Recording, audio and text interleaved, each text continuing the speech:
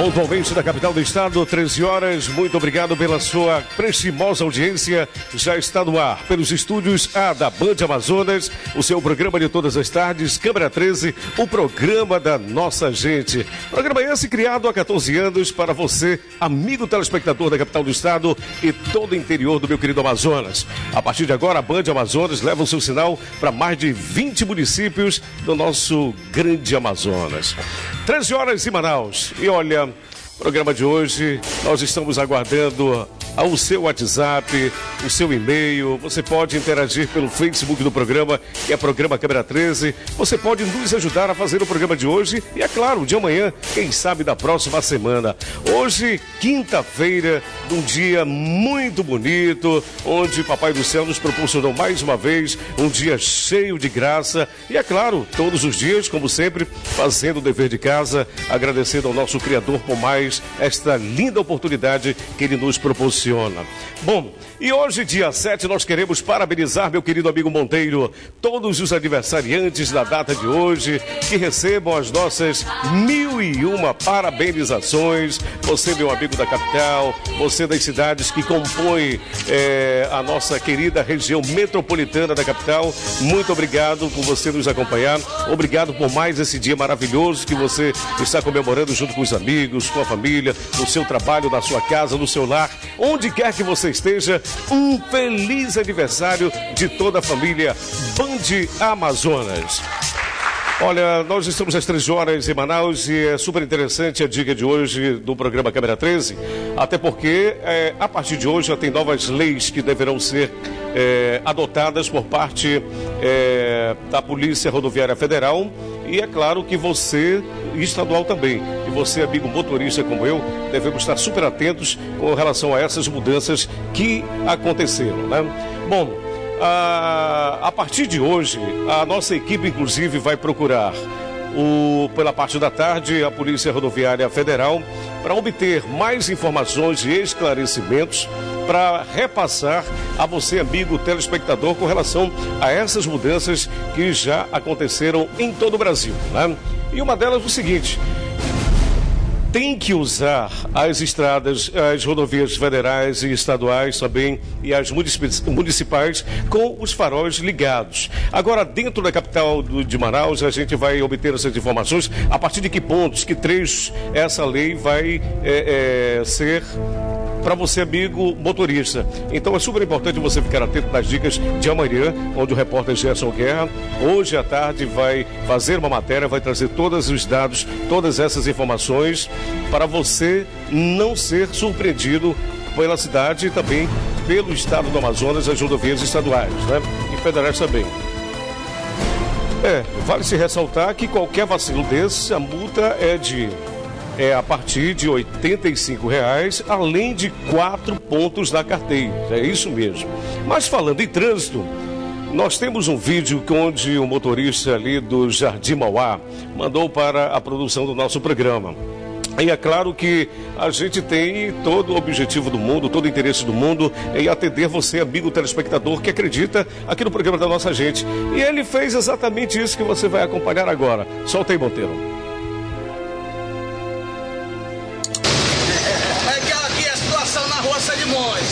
Tem mais buraco do que tábua de pirulito. E aqui olha o buraco. Desvia dele, menino. Tem mais outro buraco. Aqui a gente tem que desviar para ver se cair no menor. Porque aqui os buracos são as crateras. Pensa no buraco feio. E desvia, menino.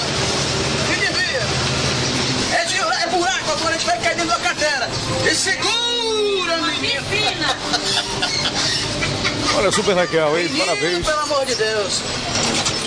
Olha, o próprio motorista ficou cansado de fazer todo esse zigue-zague nessa avenida aí para tentar fugir, escapar dos buracos, que são muitos pela cidade de Manaus. Esse aí está localizado ali no Jardim Mauá, na Avenida Solimões. aí como nós podemos observar. Então você pode fazer seu vídeo e enviar para a produção do programa, do Câmera 13, através do WhatsApp do programa, ou até pelo Facebook do programa, que é o programa Câmera 13.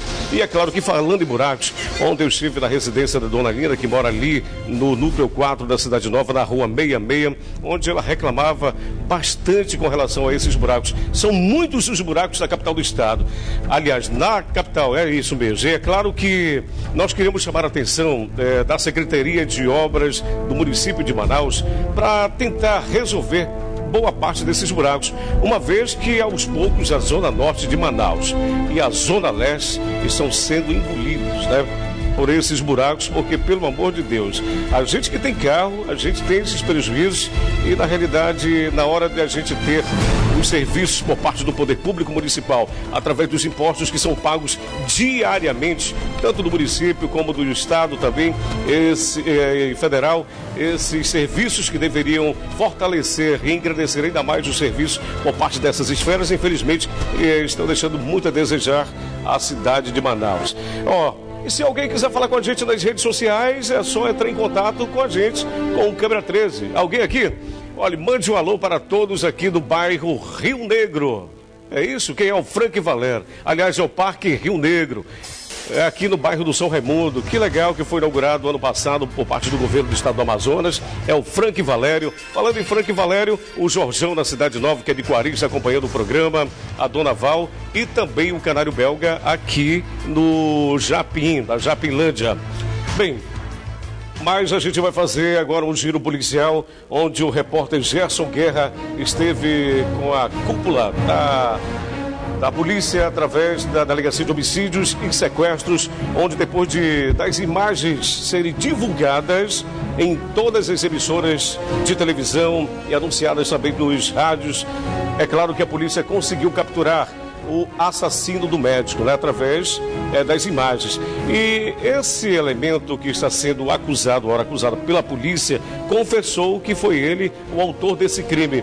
E nós queremos aqui parabenizar também o Exército Brasileiro, especialmente aqui em Manaus, que foi através das imagens que os oficiais pegaram esse soldado, mostraram para ele, perguntaram se ele se reconhecer, se ele estava se reconhecendo naquele momento ali na cena do crime, saindo do apartamento do médico. E o repórter Gerson Guerra foi lá, fez a matéria e a gente vai conferir detalhes a partir de agora na tela. Depois da divulgação de imagens de câmeras de segurança do condomínio que fica lá no Parque das Laranjeiras, onde morava o médico Emerson Rios Carvalho Sena, de 56 anos, que foi morto à facada, a Delegacia de Homicídio e Sequestro chega ao autor do crime, o soldado do Exército Igor Matheus Negrão e Silva, de 18 anos. O crime aconteceu no domingo e o corpo do médico foi encontrado na segunda-feira por um familiar. O soldado do Exército conversou com a imprensa e deu a sua versão. Ele se estressou e eu já estava um pouco chateado também. Aí ele que me agrediu, eu só fiz me revidar. A marca, ele pulou no meu pescoço, aí ele tentou me furar, ele se furou. A imprensa também conversou com o irmão da vítima, o Adson Sena, que relata o que ele viu no momento em que chegou no apartamento. Uma cena de terror. Meu irmão socado num lavabo, todo destruído. Ele não só esfaqueou meu irmão, como ele destruiu a face do meu irmão com a coluna da pia. Para o delegado Ivo Martins, o homicídio está esclarecido. Nós encontramos, inclusive, ontem a chave do carro, tá? A chave do carro e a chave da residência, porque quando ele saiu, ele trancou a porta. Então nós já encontramos, já localizamos tudo isso e o caso está esclarecido. Vamos só agora colher os padrões de impressão digital, impressão plantar, colher sangue, para poder fazer a comparação com todos os elementos que estão no Instituto Criminalístico e no IML. No ano passado, um outro médico oftalmologista foi encontrado morto dentro de uma picape no bairro Armando Mendes. Ele foi morto a tiros. Olha, queremos agradecer à Polícia do Estado do Amazonas, em especial o delegado Ivo Martins, que está à frente da Delegacia de Homicídios e Sequestros, onde deu uma resposta de imediata à família da vítima e, é claro, toda a população de Manaus. E como o Gerson frisou no final da matéria dele, em novembro do ano passado, o oftalmologista, que foi o doutor Egídio Corrêa Lira Júnior, de 38 anos de idade, ele também teve um final muito triste, né? Naquela época foram presas pela polícia 5 pessoas envolvidas no crime. O motivo do crime seria uma quantia de R$800 mil em cheques, né? E um dos envolvidos fornecia medicamentos para a vítima e teria pago cerca de R$10 mil para matar o médico. Que absurdo, que mundo que nós estamos. A cada dia que passa, a gente se surpreende com crimes na capital do estado. A cada momento, uma mulher é agredida, uma criança é vítima de agressão sexual, estupro, enfim. Onde nós vamos parar com tanta violência? Como eu sempre falo aqui no programa, como todos os apresentadores aqui da Band Amazonas, essas famílias precisam mais do temor de Deus. A ausência de Deus na vida de cada uma delas é que faz com que cada elemento desse tenha um fim como desse rapaz aí, ó, atrás das grades. E a gente falando em polícia, nós queremos também chamar a atenção da Secretaria de Segurança Pública, uma vez que ontem, por volta das 17h40, aquela parada de ônibus que fica ali quase no final da Paraíba, próxima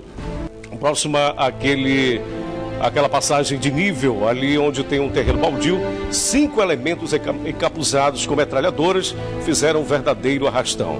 Uma das pessoas entrou em contato exatamente comigo no momento em que estavam sendo assaltados. Infelizmente a gente não pôde fazer nada, mas fica aqui o nosso alerta, a nossa deixa, a polícia da capital do estado, a Secretaria de Segurança Pública, para que venha apurar os fatos e tomar todas as precauções na prisão desses elementos. Nós somos às 13h11 em Manaus e hoje nós teremos uma entrevista com um psicólogo, doutor Alfredo Brelais, que vai falar sobre a mídia, as mídias sociais, a juventude, enfim, até que ponto a internet está prejudicando essas pessoas. Tá bom? Mas isso daqui a pouquinho, após o intervalo comercial. É 2 minutos, não saia daí não. Muito bem, nós estamos às 13h14, de volta desse segundo quadro aqui pelos estúdios da Band Amazonas, com o programa Câmera 13. Agora aqui, do meu lado, parentinense da Gema, psicólogo, doutor Alfredo Brelais, né? Doutor Alfredo, não esquecendo que logo mais tem aqui pela Band Amazonas, Alemanha e França. Arrisca um palpite? Olha, eu espero que a França ganhe, viu? Para tirar um pouco daquela afronta da Copa do Mundo, né? Olha só aí, nós temos algumas imagens diretamente lá da França, onde uma das delegações, olha aí, o ônibus está chegando no estádio, tudo calmo, tudo tranquilo, daqui a pouco, com certeza, na Band, todo mundo vai parar, todo mundo vai tomar aquela água mineral bem gostosa e vai relaxar, torcer pelos franceses. Mas, doutor, me diga uma coisa, hoje a gente vai falar sobre jovens e redes sociais. Primeiramente, mais uma vez, muito obrigado por ter atendido o pedido da produção do Câmera 13 e você já faz parte desse programa. Bom, 47% dos brasileiros, doutor Alfredo, entre 9 e 16 anos, usam a internet todos os dias ou quase todos os dias. A maioria desses acessos ocorre geralmente na sala de aula. Até que ponto isso vem prejudicar esses alunos? Olha, a rede social não é um problema. O problema é o excesso na rede social e também o que a pessoa está fazendo na rede social. Eu sempre digo às pessoas que a internet é um instrumento que, se for bem utilizado, vai ser uma bênção, mas se não for bem utilizado, não será. Então, tudo dependerá do excesso e o que a pessoa está fazendo na internet. No caso da escola, né, eu vejo que os alunos, eles não devem, em hipótese alguma, fazer uso na rede social no momento da aula, a não ser que seja orientado pelos professores para pesquisar alguma coisa.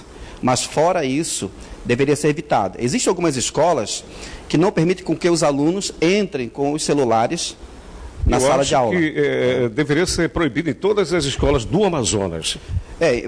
Por que deve ser proibido? Porque as pessoas não sabem... Já, inclusive, existe uma lei estadual para isso, né? Impedindo a entrada de aparelhos celulares nas salas de aula. É muito comum, olha só, Ademilton, não só nas escolas, mas hoje até dentro das igrejas, na hora de um culto, de uma missa, é muito comum você observar pessoas fazendo uso da internet na hora de uma missa ou de um culto, ou dentro na sala de aula, no lugar que não deveria, né? Um lugar impróprio, aquele momento não, né?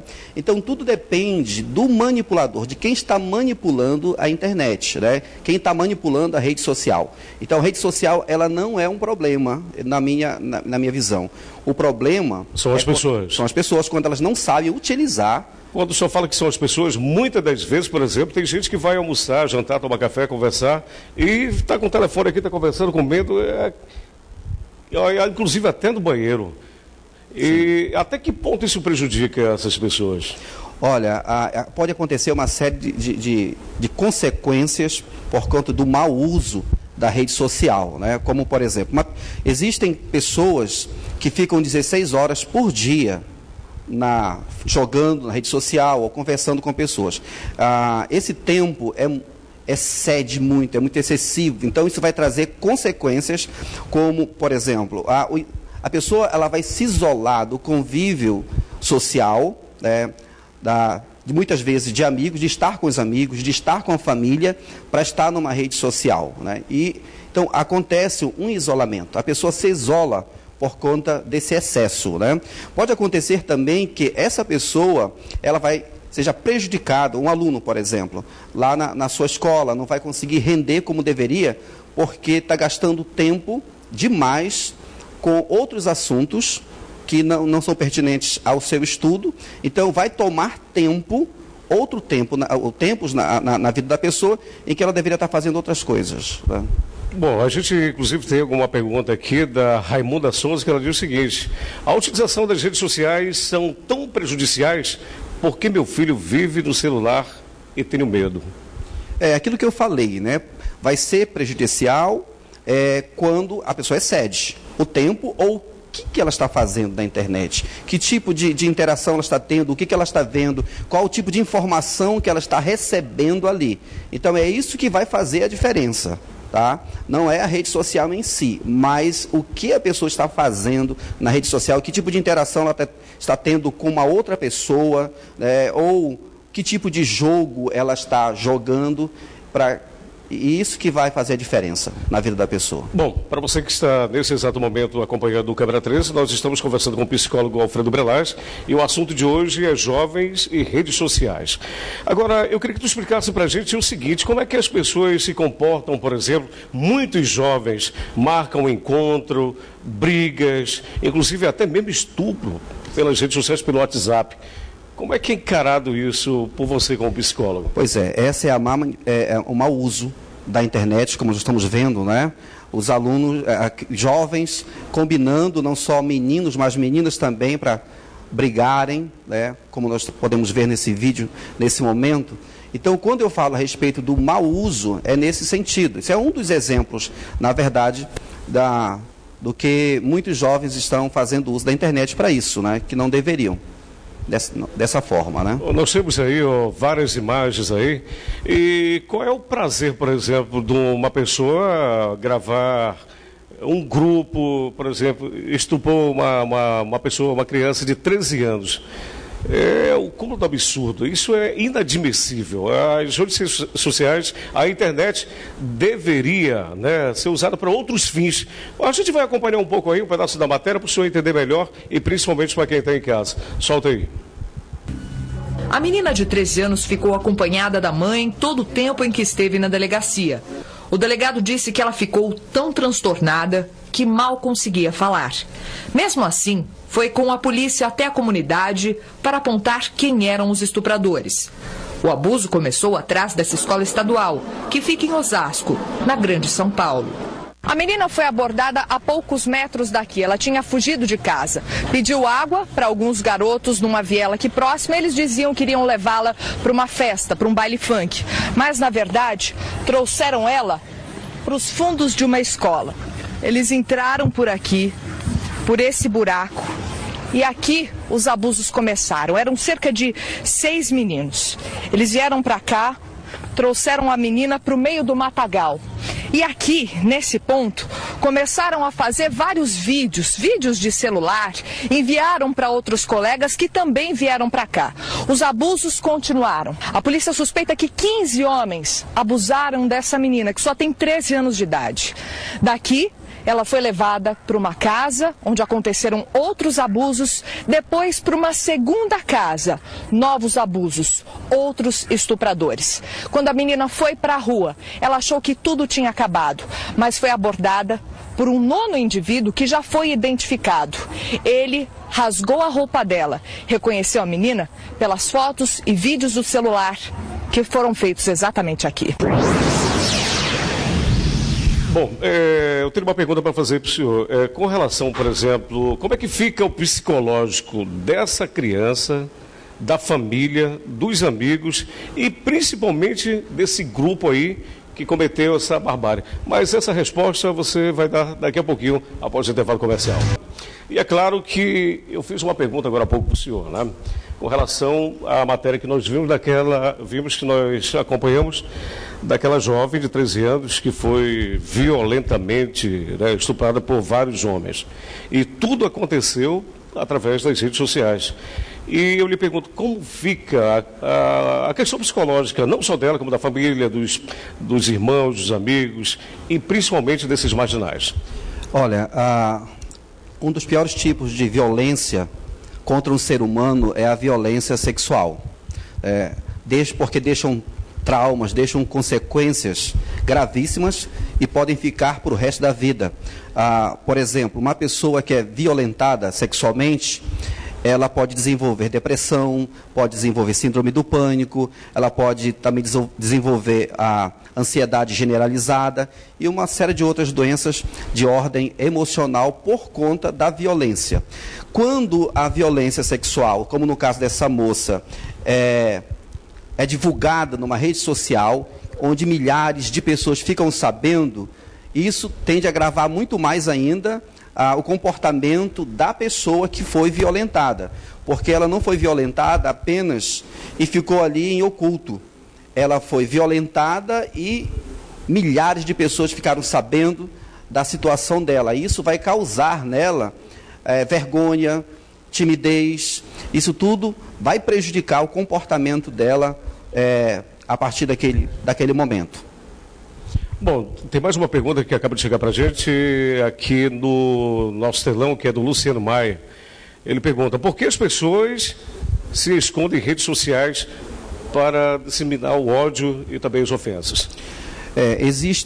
Existem vários tipos de pessoas. Cada um tem o seu comportamento, né? Existem pessoas que não têm prazer em ver as demais pessoas bem. Então elas vão procurar meios onde ela consiga prejudicar as pessoas. Então, onde quer que andemos, nós vamos encontrar pessoas com esse propósito, disseminar ódio, a raiva, a intriga, não só dentro da rede social, mas dentro de uma escola, na rua, no bairro, etc. Mas hoje as pessoas elas estão utilizando muito as redes sociais porque elas sabem que se elas ofenderem uma determinada pessoa, muitas pessoas vão ficar sabendo daquilo e vai ser mais vergonhoso para a pessoa que está sendo denegrida, né, porque muitas pessoas estão vendo ao mesmo tempo. Então, para o agressor, para ele é mais interessante quando mais pessoas ficam sabendo, porque na cabeça dele, aquela pessoa vai ficar com muito mais vergonha do que se ele fizesse algum tipo de agressão, mantivesse algum tipo de agressão e poucas pessoas ficassem sabendo. Então, quanto mais pessoas sabendo, é mais interessante para o agressor, para a pessoa que está agredindo. Então, infelizmente, a internet está sendo utilizada com esse propósito por muitas pessoas. Bom, veio uma pergunta aqui ali da Panair, né, do bairro de Educandos, que é o nosso querido Tiago que faz para você. Olha, entre as principais reclamações dos adolescentes que estão abandonando o perfil do Facebook, estão a presença dos pais familiares na mesma rede. Bom, a pergunta é a seguinte, o que está acontecendo? Os pais estão percebendo que nas redes sociais o jovem pode se envolver com qualquer tipo de notícia e estão monitorando os filhos? Olha, na realidade, eles não querem ser monitorados, é isso? É, verdade. Ninguém quer ser monitorado. Mas, no caso dos pais que hoje estão utilizando mais a rede social, muitos pais, eles entram na rede social para saber o que os filhos estão fazendo, como que eles estão interagindo com as pessoas que estão interagindo. Eu não acho um problema, na minha visão, os pais devem sim saber o que os filhos estão fazendo nas redes sociais ou fora das redes sociais. Os pais precisam estar mais presentes na vida do filho. Agora, para o filho não é interessante, né? Um filho, por exemplo, que sai da rede social porque o pai entrou na rede social, isso é um sinal de que ele está escondendo alguma coisa, ou não quer que o pai veja. Ele está fazendo alguma coisa de errado. Porque o filho que não sai da rede social, sabendo que o pai está vendo, ele não sai porque ele não tem nada a esconder. Agora, o filho que sai, ele sai, na minha visão, porque ele tem algo a esconder. Está devendo alguma coisa. Não quer a presença do pai lá, porque o pai acaba atrapalhando aquilo que ele está fazendo na internet, né? Bom, tem uma pergunta agora que chega do Lucas Moura, que ele quer fazer a seguinte pergunta: como ajudar uma pessoa viciada em redes sociais? Ficar sem celular pode ajudar ou complica? Olha, eu já tive um paciente que ele utilizava as redes sociais até 5 horas da manhã, 4, 5 horas da manhã, dormia, acordava e voltava para as redes sociais. E o que eu fiz com ele? No caso desse rapaz, tá? No caso desse rapaz, eu orientei que ele diminuísse o uso e tentasse se controlar, né? Não gastar tanto tempo na rede social, né? E, pelo menos, os relatos dele lá no consultório é que ele estava conseguindo, ele diminuiu bastante tempo, ou seja, de 5 horas da manhã, ele estava utilizando até 9 horas da noite. Então, dependendo do caso, viu, Ademir? Dependendo do caso, a gente pode chegar e dizer, olha, chega, não use mais ou diminua. Então vai depender muito da pessoa. Olha, chegaram muitas perguntas, mas infelizmente o nosso tempo é curto, já estamos finalizando a edição desta quinta-feira. E é claro que o senhor deve ir até a Ilha Tupinabarã. Com certeza. Eu quero comunicar aos nossos conterrâneos que eu estarei em Parintins no dia 22 para ministrar uma palestra sobre dependência química, que terá como tema Droga, um barato que sai caro, e acontecerá no auditório do Ministério Internacional Restaurando Famílias, a igreja do meu querido amigo pastor Beto. E eu quero esperar por vocês lá, 8 horas da manhã, no dia 22, numa sexta-feira, no Ministério Internacional, para ministrar essa palestra. É gratuito, tá bom? Todos estão convidados. Sobre essa palestra da cidade de Parintins, ele estará aqui nos nossos estúdios na próxima semana, falando também sobre o tema drogas. Isso. Bom, Fredo Belais, muito obrigado. Obrigado, meu querido. Por ter vindo aqui no programa Câmara 13. E é claro que tudo que é bom dura pouco, né? Mas amanhã, se Deus, nosso Pai, assim o permitir, nós estaremos de volta com a sua audiência e até lá, se Deus quiser.